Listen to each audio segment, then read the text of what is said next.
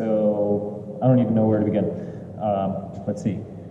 Obviously, my name is Walker. This is Walker's Woodcraft. I've been making videos few and far between for quite a few years now. I have never actually spoken to my audience or narrated any of my content. Being a content creator has never really been a huge goal of mine. I've kind of always been more about the actual work and letting it speak for itself. But I think that it's maybe just a transition that I myself am making, or that other professional woodworkers might need to dip their toes in, because it can give back to the community, or for that matter, just even putting yourself into the world is a good exercise. So we'll give it a shot. We'll see how it goes. We'll see how I feel about it. I might just go back to not saying a word and having horrible sound quality and picture quality, or maybe I'll feel like this is something that I can get into, but we'll find out. So before I even get too far, yes, my shop is in an old church. It's pretty cool. It's pretty unique. I will make a video about that somewhere down the line, or even more about me and how this has all been created, or maybe even start to divulge some of that just content throughout my future videos, so you can learn a little bit more about myself. Before I get started on the build video, which, forgive me, yes, I run off of an old crappy camera that has horrible sound and picture quality. It's all I'm working with at the moment, but you know, this piece is actually a monumental piece for me, because it's something that is, for the first time in many years, not actually commission based, that I have documented. I started this project a few months back. Since then, you know, my old man kind of passed away, and he left me this building. It's kind of cool.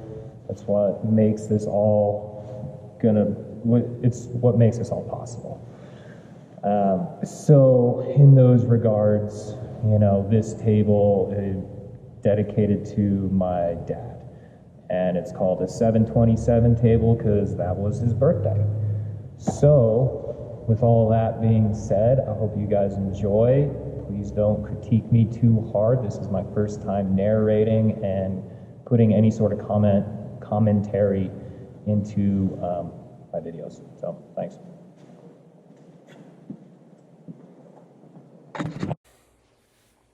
All right, here we are. Let's see. I sourced these slabs locally from some dude, and I'll tell you right now, they were like super wet. I made one entryway table out of one of them, and it didn't go so well. I got a call back in the winter, and anyhow, we're going to try it again, even after I had them killed and dried twice. Anyhow, before I start making cuts or doing anything, you know, just take my time, do layout, really assess the grain structure, you know, where I'm going to make my angular cuts so the waterfall edges match up. You know, it's just straight layout. Everybody does it. You know, take your time, sleep on it. You know, these materials are expensive, and mistakes can be costly. So, you know, there's that.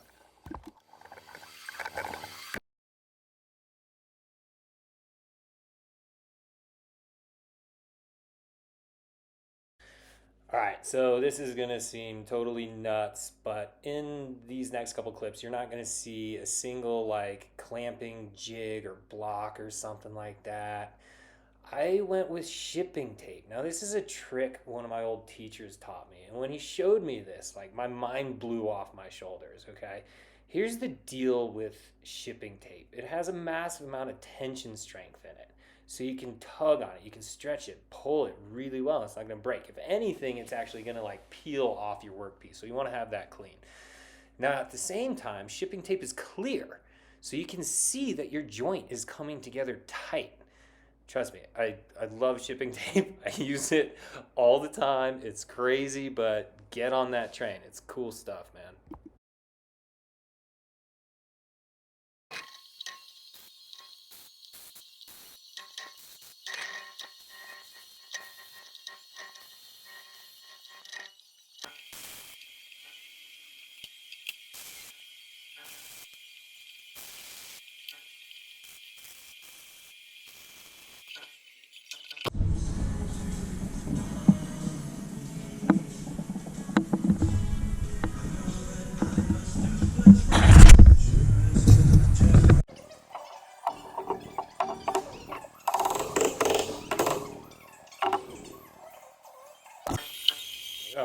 I'm not gonna sugarcoat it. I'm not the greatest metal guy, and honestly, just because I'm not really set up for it. You know, I've got a couple really amazing metal dude friends that help me out from time to time, and they're set up, and the the work I produce in their shop and their equipment and stuff like that is totally different ball game than when I'm on my own. But let's just say I get by. All right, that's all I got about that one.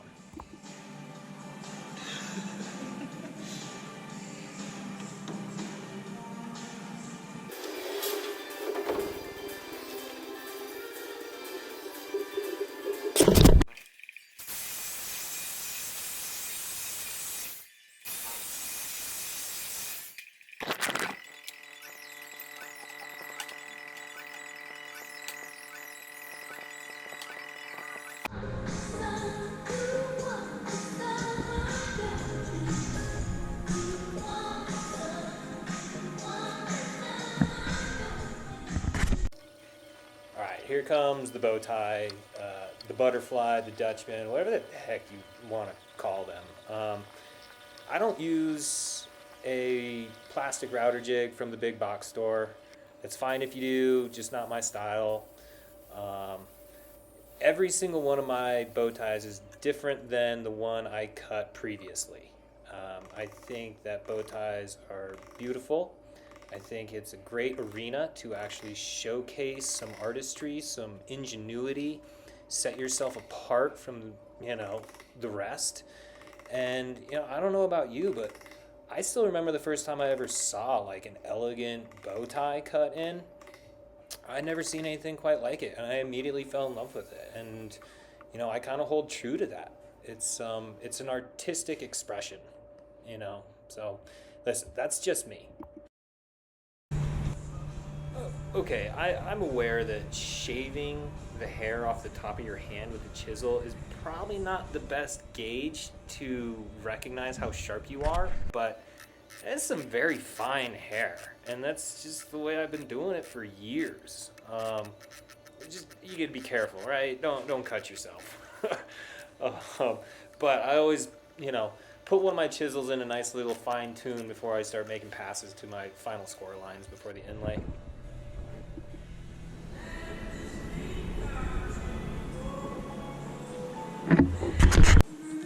Come bop this in. I'll do something like right before I'm mount, I'll look over at you and tweak it, take a chunk somewhere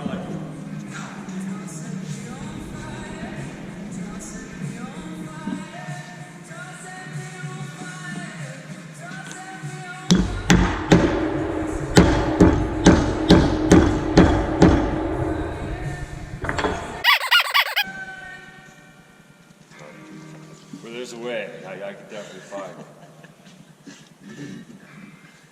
That is sexy.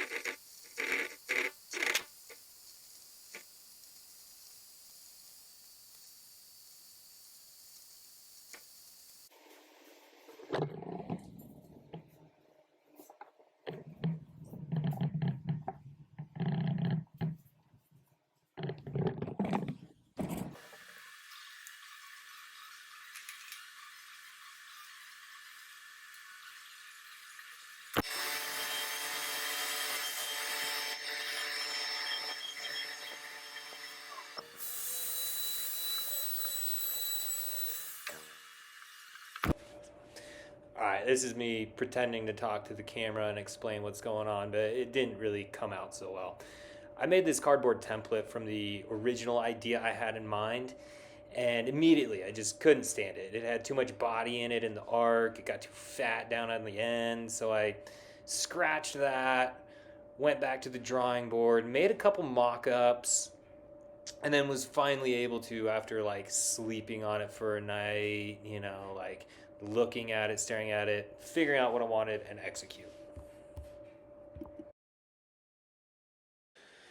So for these drawer boxes, I chose to go with maple drawer boxes and cherry bottoms.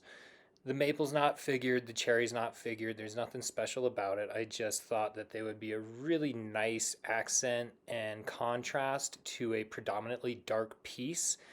You know, the main structure and carcass work is all walnut and steel. You open up the drawer and boom, surprise, you kind of got this really nice blast of a contrast. Now, as for building drawer boxes and doing hand cut dovetails, I am not for a second about to go down that road. All I can say is if it's something you want to learn, there's a million YouTube videos out there on how to do it. Just pick up some sticks and start practicing, because that's all it takes. It just takes practice. Go for it.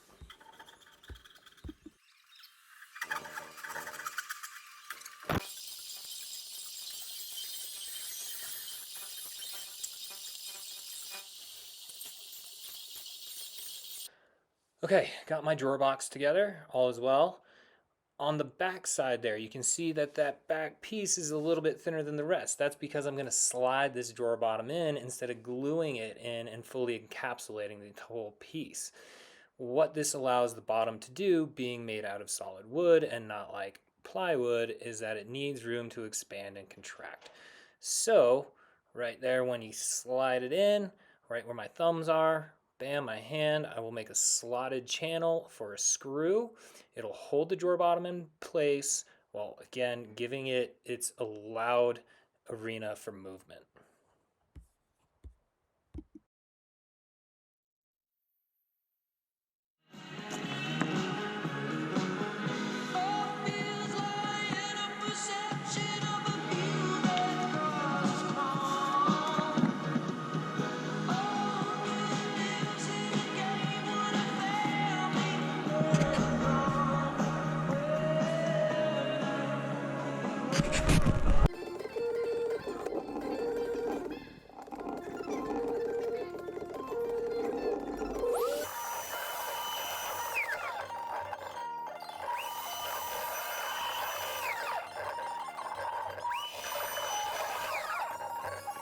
Of your slavery. Study the history of the form you want to master. Out of silence comes the greatest creativity, not when we are rushing and panicking. Ultimately, mastery is about connecting the dots of many fields. If you don't choose yourself, someone else will. So these jigs that I'm using were fabricated to go with the offset of what's called a collet. If you don't know what a collet is, it's basically a pattern housing for router bits that don't have like their own wheels to them, you know, like your regular standard pattern bits, flute bits, things of that nature. You know, this is a coving bit. So I really suggest learning how to use collets. They can work massively in your favor.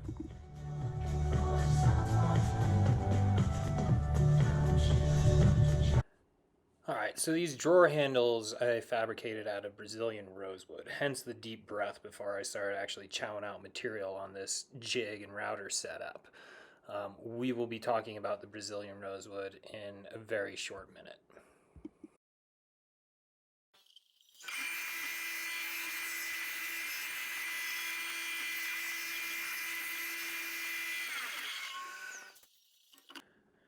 For the final shaping of this drawer handle, I chose to go with like abrasives and a series of spoke shaves or my hand planes. Ultimately, I had a router jig that I made, a master template, but I was kind of getting some tear out, some weird feedback, and I just didn't really feel safe with it being such a delicate piece, so I figured I'd just kind of do it the old school way and feather it in there and make it work. And I'm happy that I did because it's just less of a chance of really screwing something up.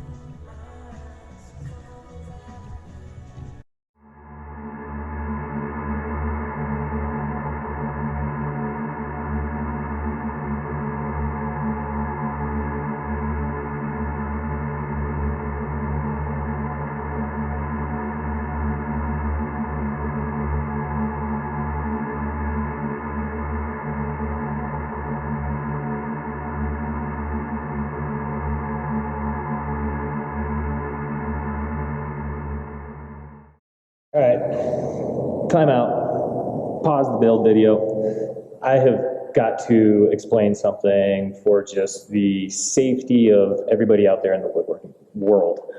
I had an accident building these drawer handles. These drawer handles were made out of Brazilian rosewood. And being an exotic wood from the rainforest, like many exotics, carries a pretty high toxicity content with microbes and just natural, biological structure. It can be pretty toxic stuff if mistreated. And I mistreated it. I should have been wearing gloves the whole time, respirator. Not everybody has an allergic reaction. I didn't even have an allergic reaction. I actually had chemical burn.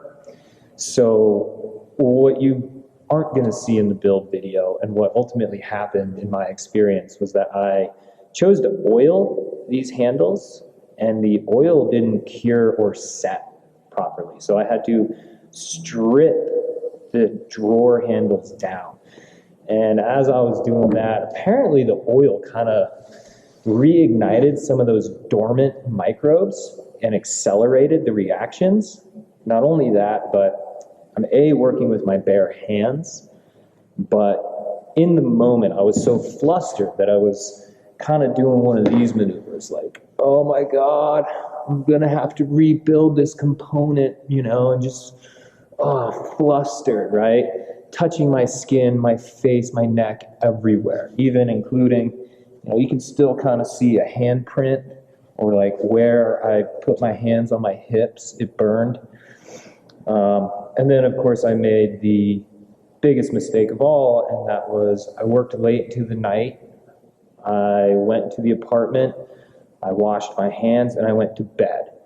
And this oil toxic concoction started to nestle into my skin. And it took like a full 24 hours for it to erupt. And when it did, my face was on fire. I got a bunch of little blisters. Like hundreds of little blisters that thankfully didn't pop, and I didn't have any scarring. It's been, a week and a half, 2 weeks now since my reaction. Took a whole week of recovery and then some. But basically, just be conscientious if you're using a questionable material that you're not familiar with, right? Gloves, respirator. And wash your hands. That's a big one. Anyhow, that's that. On with the build video.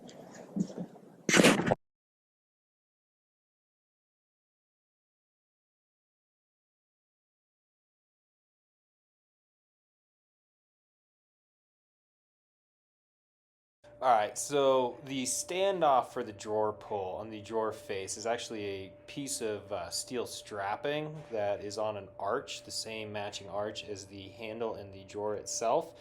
Routing that in, datoing that channel was not really for the faint of heart. It even took in quite a bit of light feathering with some delicate hand toolage. But we got it to work and it's totally slick.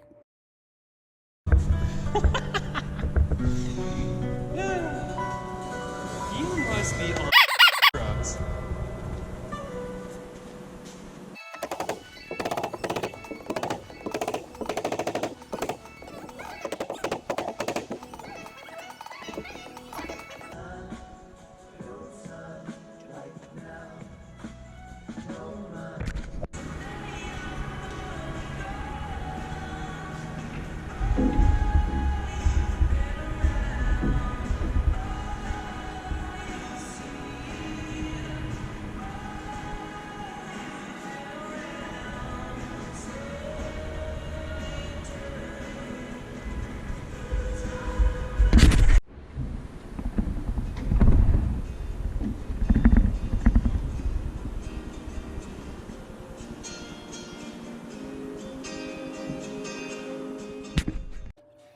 No, I did not cut through steel with a miter saw. I took it all into account in my jig setup.